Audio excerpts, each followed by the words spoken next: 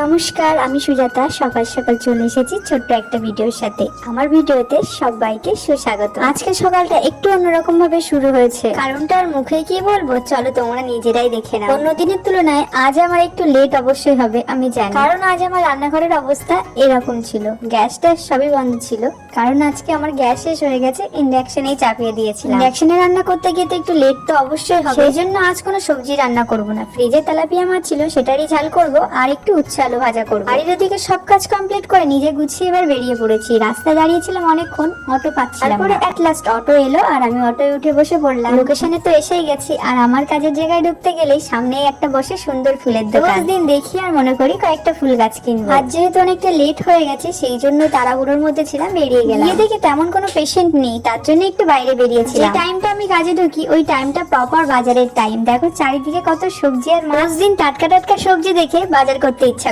আমি গিয়েছিলাম আমার বরের কাজের ওখানে। তারপরে ওখান থেকে এসে দেখি আমাদের জন্য একটা দিদি খাবার পাঠিয়েছিল, একটা করে ঘিয়ের লাড্ডু আর একটা করে ফিশ ফ্রাই। খাবার সামনে রেখে বেশি বকা যাবে না, তাই খাওয়া শুরু করে দিলাম। আর দেখো সেই রান্নাঘর, জানলা থেকে দেখা যাচ্ছে বিড়ালটা কত সুন্দর চালের উপরে শুয়ে আছে। এবার দুপুর হয়ে গেছে, এবার আমি দুপুরে লাঞ্চটা করে নেবো। সেই যে সকালে বাজারের টাইমে একটু পার্সোনাল দরকারে বেরিয়েছিলাম, এটাই কিনতে গেছিলাম। দুপুরে টিফিন বক্সে খেতে বড্ড অসুবিধা, তার জন্য বর আর আমি দুজনে মিলে দুটো প্লেট কিনে নিয়ে এসেছিলাম।